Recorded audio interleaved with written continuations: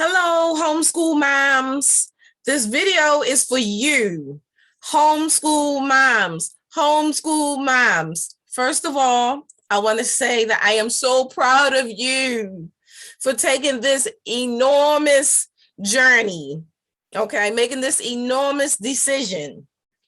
Now, I know this is probably one of the biggest and most difficult decision that you had to make. And at first you probably thought it was going to be a piece of cake. But once you got into it, you realize, what in the world am I doing? What's going on? So I'm just here to encourage you, be your biggest cheerleader, and let you know that everything's going to be okay. Okay, let you know that everything is going to be okay. You do not have to recreate the wheel. Everything that you need is already created. You just need to know where to go to find the resources. It's already created. Templates for report cards, templates for book lists, binder kits. Everything is already created. You just need to know where to go to find it. And questions that you might have, people have the answers. So you are not alone. So stop isolating yourself. Join some homeschool groups. It can be Facebook, it can be WhatsApp, it can be, whatever group you decide. But there's a lot of homeschool groups, and I'm in a lot of them. Now, so let me stop and tell you who I am, so you can be like, oh, who she thinks she is. So let me tell you. So my name is Adrienne Cox Settles. I am a homeschool consultant, and I am a homeschool mom. So let me go back and tell you about my educational career. Okay, let me tell you about my career. Now, I have taught and tutored for 20 years in public school in Baltimore City, in charter, in private Islamic school, and at the community college. I have taught children from 4th grade all the way through college, mainly in mathematics. Math is my passion. That's my love. Okay, so I also have 3 sons and a husband. So let me put that in there too, and throughout my journey. Now, after that wonderful journey, I became a math specialist. Also, I started teaching my son's 4th grade class. Now, that's a whole different dynamic in itself. 4th grade class, my son and his classmates. Now, that was a difficult situation because it's a no-win situation. You try your best to be fair, on both sides, but for some reason you're not. Your child feels that you're not fair. The kids feel that you're not fair. So it's a very difficult situation. And so I would advise you not to be in that situation. But if you are, just try to be fair as possible, which is somewhat hard because no matter what, if your child's in the classroom, even if he's getting the most discipline, they still think you're favoring him. So, you just have to learn how to maneuver that situation. Okay. I mean, I can give tips, but I didn't really want to get too much into that. After that, I became a virtual learning coach. So my son was in online school. They have synchronous, where you have your teacher with the online school, and asynchronous. Now, I was an asynchronous learning coach. With that, it was good because the schedule was flexible. I'm the teacher, so pretty much I oversee or facilitate his learning with all his lessons. Now, let me tell you about online school. You have to be very structured because if you're not, you might end up with 40 or 50 online assignments, your child. And you're like, oh my goodness, how did you get so far behind? It builds up really quick. If you're a virtual mom, you know what I'm talking about. You have to stay on it. And I'm not talking about the virtual school with your local school system. I'm talking about like the state virtual school with people go all over different states or whatever, or maybe to just that state virtual school. That's what I'm talking about. your child can end up with 30, 40, or 50 assignments if you're not careful. So be careful with that. You have to be very organized, and please try to check in at the end of the week, if you can't check in daily, to see how many assignments were missed, because you don't want to be waiting 2 weeks before the semester is almost over and see your child have all these assignments. Okay, so that's something you should look into. Next, I was a homeschool mom. When my child is here, I pretty much do my curriculum the way I want to do it, use the resources the way I want to do it. Me being a natural teacher, I know how to find resources. I know how to make resources. I know people with resources. I'm in groups, very, very active. I have 11 passion for education. I'm a strong advocate for students. So yes, I'm a homeschool consultant. A lot of times I help parents with their children, how to cope with their children, because a lot of times the boys might be hype, the mother doesn't know how to deal with him, or he doesn't think the same, or he's not organized. And a lot of times boys are not. There are some boys that are organized, but you're going to have some boys that will forget their assignments, don't know what's going on, say, "Ma, I'm good." And before you know it, you see the grades. How in the world how are you failing? Things like that happen. When you have sons, I have 3, you have to stay on top, even if they're really smart and everything else, especially in math. Now, in math and lower levels, mental math, oh, that's so good. 9 times 8, 72, all those numbers, you feel really good because you're really smart. But when you get up into like algebra, you have to start writing steps. And a lot of moms have issues because their children won't write their steps. So you have to practice with your children, especially your sons, so that they can write steps, because when they get to algebra 2 and other subjects, geometry, teachers will only get partial credit. If they were like me, if you didn't show your steps and you got the answer right, you only get 50%. And eventually my students caught on and they started, becoming A students, very good listeners, because I'll give you 50 in a second just for answers. I want to see that communication, step by step, algebra, equations, expressions, variables, all those wonderful math terminology. So a lot of times when they get to high school, those things catch them because they can't just be naturally smart. They have to know how to communicate. Okay. And these are things that happens in homeschool too. Now, as a homeschool mom, when I first started being a teacher, very structured, very, stern and everything else, I had to kind of come into myself and realizing that you're not supposed to recreate the classroom at home. It's not set up for that. You can try to do some things, but it's more like a relaxed situation. And so you don't want your kids to feel, sitting up straight in the chair. Get your child an exercise ball. And that's one hint for mothers that have hyper kids. Get your son an exercise ball, let him jump up and down and do his work, and he will maintain himself. I gave that advice to a lot of people and they were happy customers. Now, I have a son, he's hyper kinesthetic. That's how they labeled him, kinesthetic. There's some people might say ADHD, ADD, and all those other things. A lot of boys are hyper. Just because they're hyper don't mean they're ADHD and all these things. Sometimes they are bored. So they're going to be falling out, sitting here, singing, dancing, and things like that. And if you are a virtual learner as a parent, like myself, you like things structured, still, clean, neat. You like those things. But me as a teacher, I dealt with different learning styles.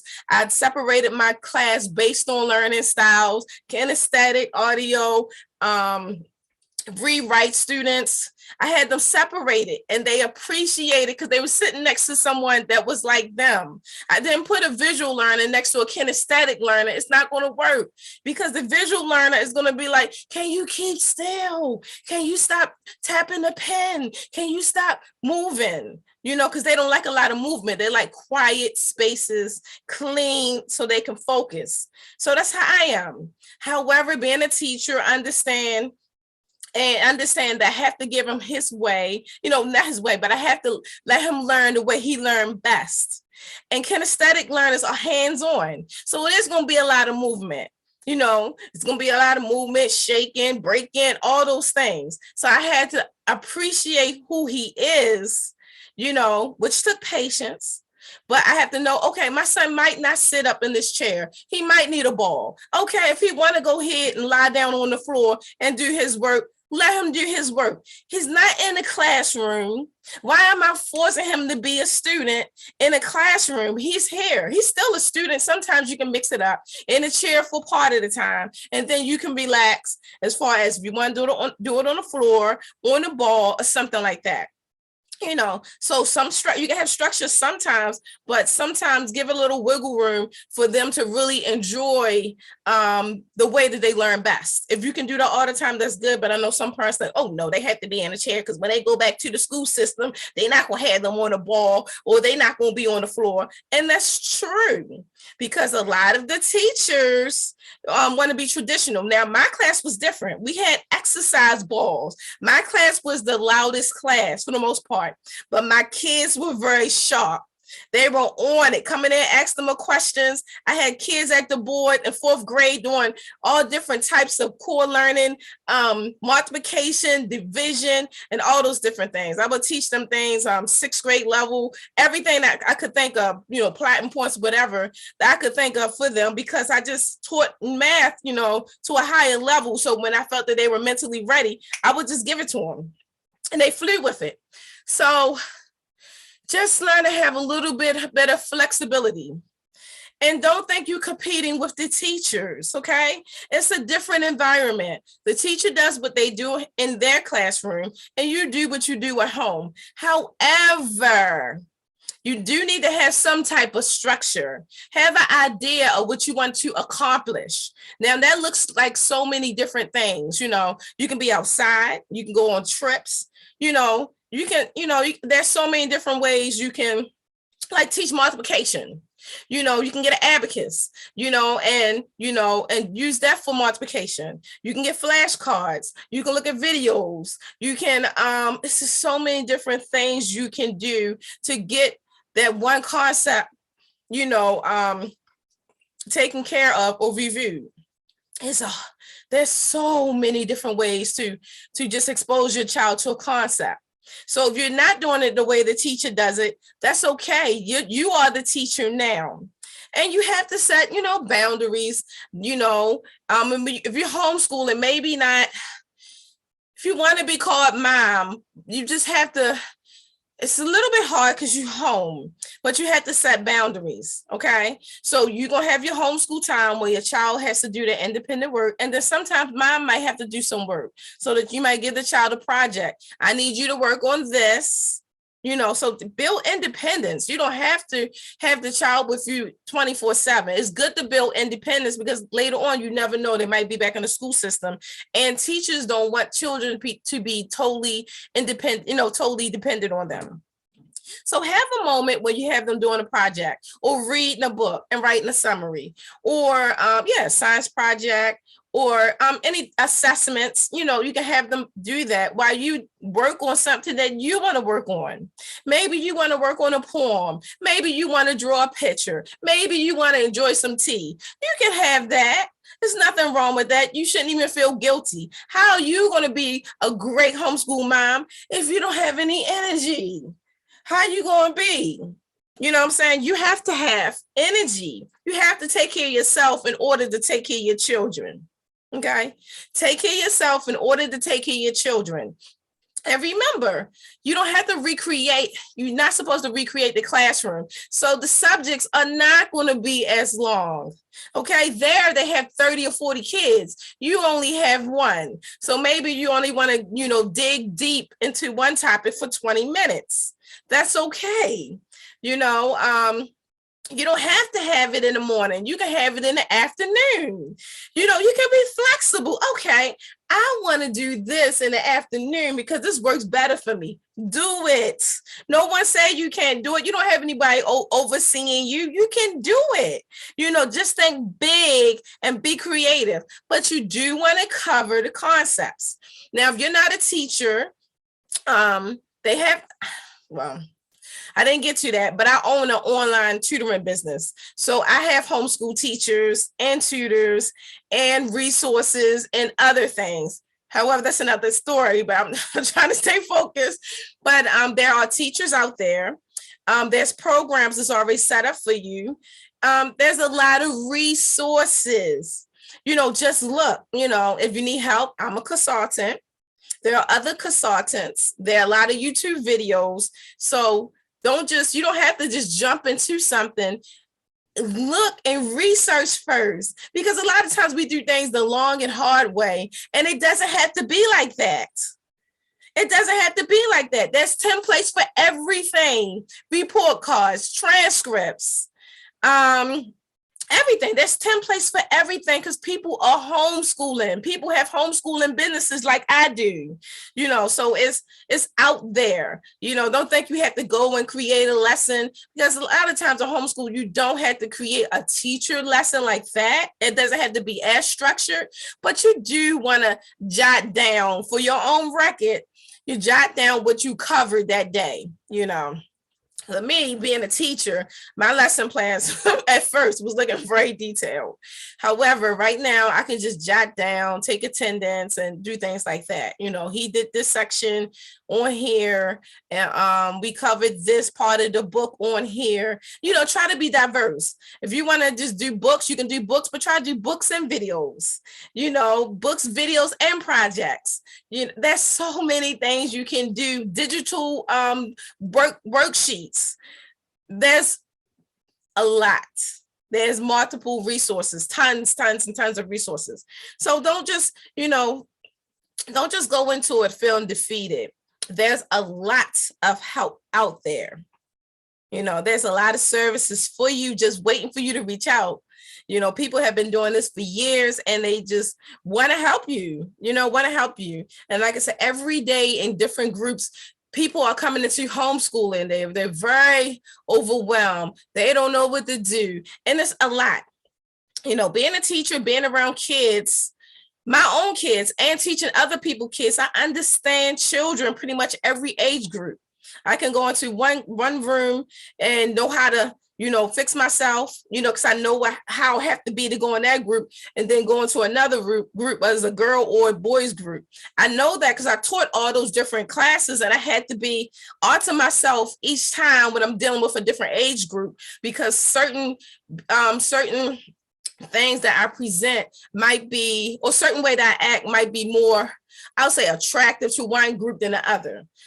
For elementary school kids, I have to be more hype. Okay, so today we're going to do this. Okay, 1 + 1 is, But high school, they don't want all that. They call you irky, you doing too much. And so for them, you have to be straightforward. Say, I need this, and that. I mean, you can crack a few jokes, but after that is over and back to the work. They understand you, you understand them. It's mainly about respect at that point. If they respect you, you pretty much can teach them anything you want.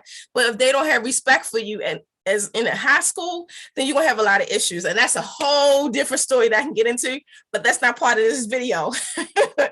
So, know your child's age group, as far as what are they learning? What are easier ways to present certain things? Because every age group can take certain information in faster than the other group and can be exposed to certain things. However, you do have some kids that are very advanced and they've been used to being on a certain level. So when you show them, you can. But for the most part, it's good to research your kids.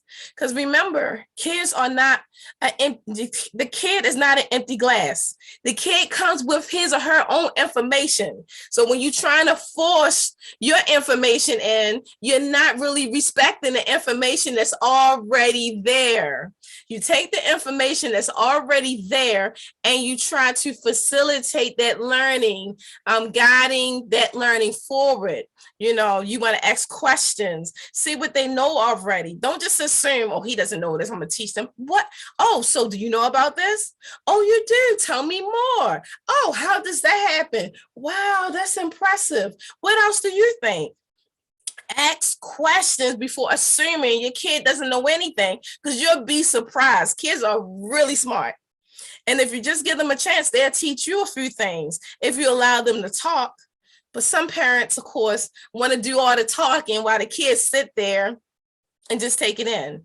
And you just have another thing is you have to get permission.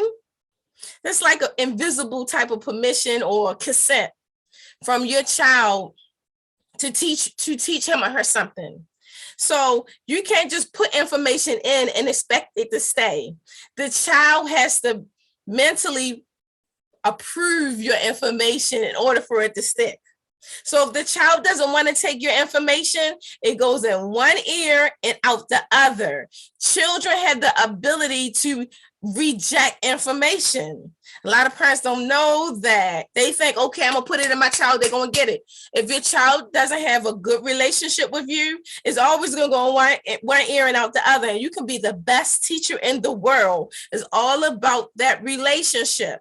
So another thing with this process, build a good relationship with your child. Take some time, listen to your child, appreciate your child. When your child is different, don't try to punish your child because your child is different. If your child is hyper, that's how they learn best. They have a gift from God to be hype.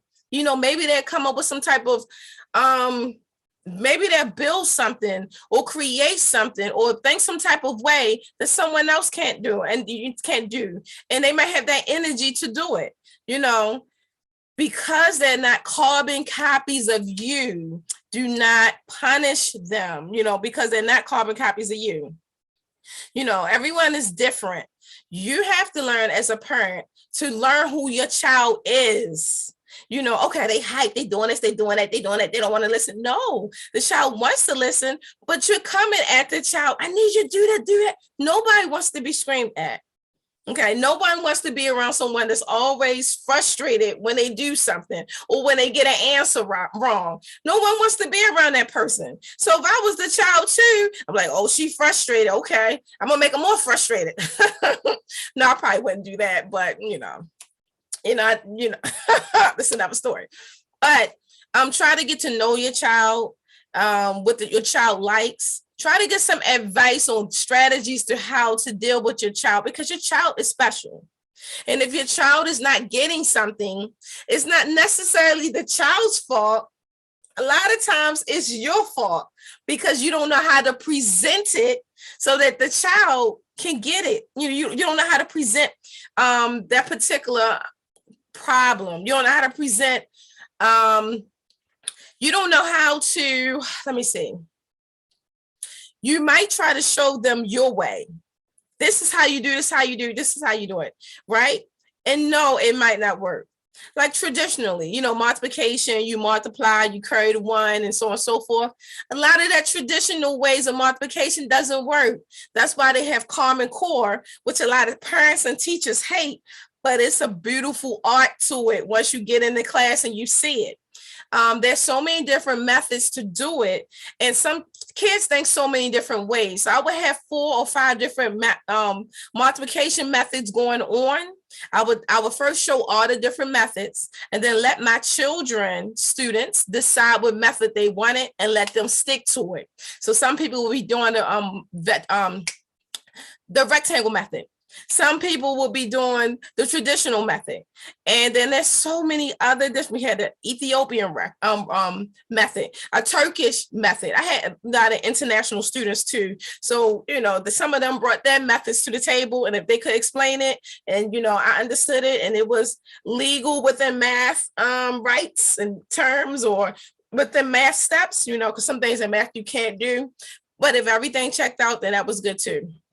But there's so many different ways to do it. And I know some parents, they say, just tell me one way to do it. I mean, and of course people can tell you do it this way, but it might not be the right way for your child. So you have to be creative, and then some people say they don't have a creative bone in their body. Well, you're just going to have to create that creative bone in your body. You have ways when you can be creative, on your job or, when you by yourself, if you're singing, dancing, whatever you're doing, you have creativity in you. And if you want to be successful with your child, you have to connect with him or her, have to build that relationship. And that's going to really help you homeschool. Don't forget, you want to get the program that you want to use, have the curriculum, because you do want to be able to measure if your child is really on that certain grade level. Okay, me having an online tutoring business, I get a lot of parents bringing their kids in to get assessed because the child can be 8th grade or on second grade reading or math level. So just because they're sitting in 8th grade doesn't mean they're on 8th grade level. They might be able to do some 8th grade work, but their remedial skills, prerequisite skills are lacking. They have gaps in those levels, and those things need to be addressed. If you're thinking about, getting scholarships or high SAT scores and things like that, when you have a lot of gaps in your learning, it's extremely impossible for you to get those high SAT scores. People that get those high SAT scores, they have fewer gaps. And so it's good for you to start now. Get your child assessed before you put them in the program or whatever you decide to do, because a lot of programs are not set up for assessment.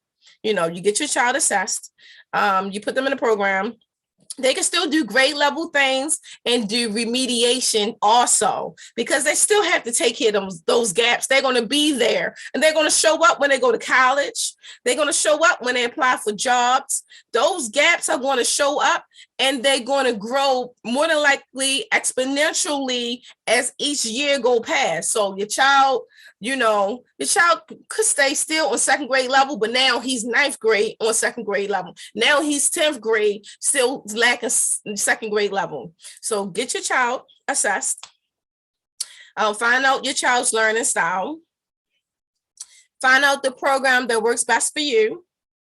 Get into some homeschool groups. Get with a homeschool consultant. If you don't want to do it by yourself, it's just too much. It's too much to do. People get paid, like myself, to sit you down, walk you through it, hold your hand. It's my pleasure. That's what I do, especially when it comes to children. I'm a student or child advocate. I'm also a parent/teacher mediator. I set up meetings with teachers and parents, and I go in, I figure out where the child is failing, and I connect my tutors or teachers to that particular child, and my teachers communicate with the child's original teachers to bring up those scores and fill in those gaps. So yeah, I like I said, I'm the mediator between the parent and the teacher, and when something is not going right, I'll check in on both sides. Like I said, I led departments before, so I taught teachers, mentor teachers, and so when it comes to having a group meeting with teachers, I already used to have my own meetings, so I know the terminology, I know what to ask, I'm not intimidated, and they listen because they understand that I know what I'm talking about. And parents know I know what I'm talking about because I have my own kids. So I just want you to relax. You can do this. Just do those things that I suggested. Get some help, and help is okay. Homeschoolers can be a mom or dad, that's okay. However, for moms specifically, I'm talking to you.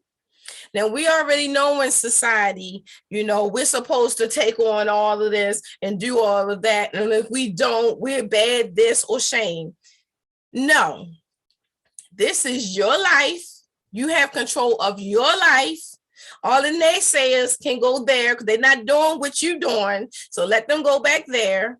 You be the best person that you can be. Your child, or you're getting to learn your child. And so you do what's best, and doing what's best is taking care of yourself first. Have that spa day.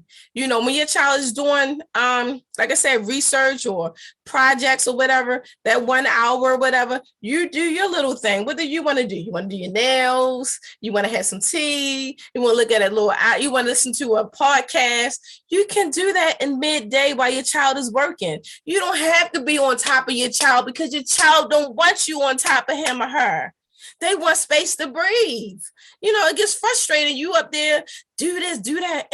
And plus, your child needs time to think. No one can think when someone's in and out their ear all the time.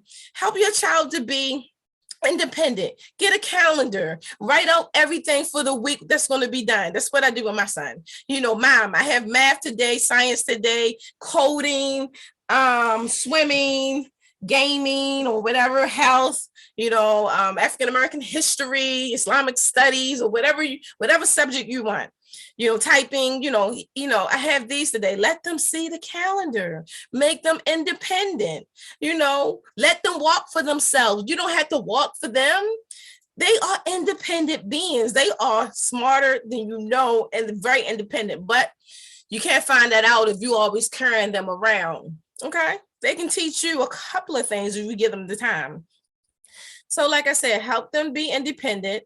Back up. It's not about you. So put your ego away. Okay, it's not about you. It's about your child. So do everything possible for the child. Set the structure up so that that the child is on grade level. Get them assessed. Figure out what the curriculum is for that state and use the program that you want to use, or get a specialist to help you. You don't just be doing this and doing that. You do have to have some type of idea. Now, the idea can be displayed in so many different ways. It can be going outside and doing this, or they creating this. It doesn't have to be pencil and paper, but you do have to have the idea, hopefully, for homeschooling. Sometimes people just let things come about and be about. But if you're new to everything, I would say just have an idea what you want to cover, photosynthesis. And then, okay, we're going outside today, or maybe look at a video before time so you can actually know what photosynthesis is before you actually present it. That would really help, because trying to wing it on something that's already out there, it's not going to help you, and it's not going to help your child. So sometimes you pre-learn if you want to do that, so that when your child is learning, you can actually see the process going. You can ask those questions you can ask those questions like an informal observation. You're asking questions to see what they really know. You're not really writing it on pencil and paper. But yeah, just take a deep breath. You got it.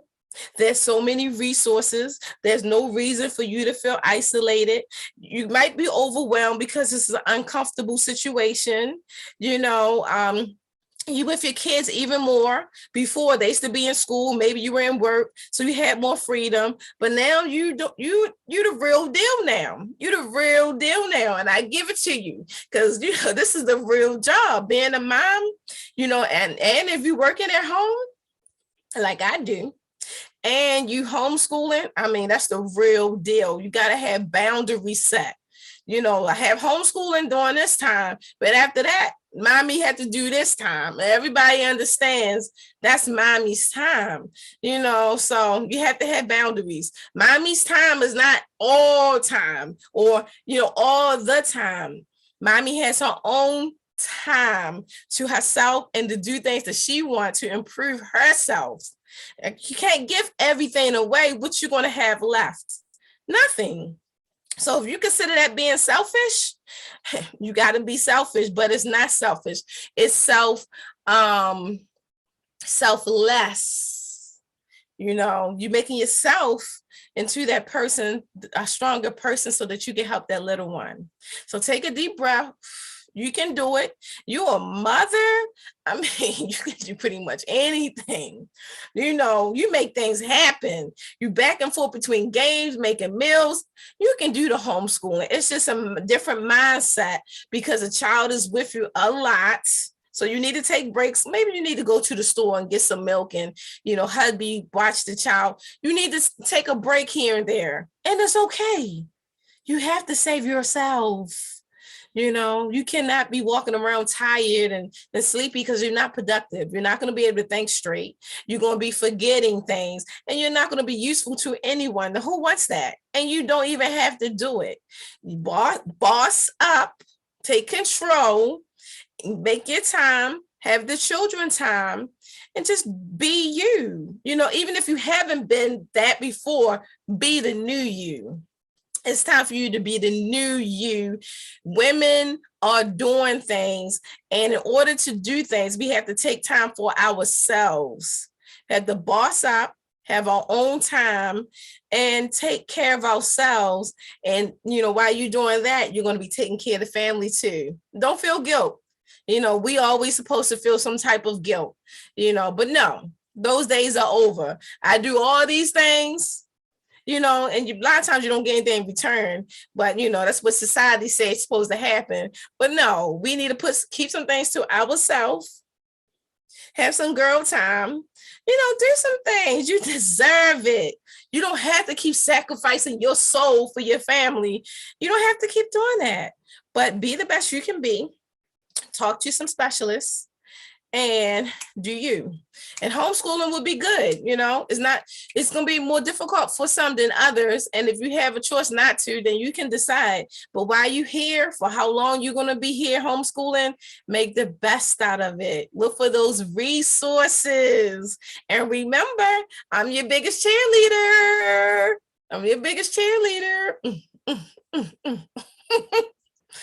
All righty.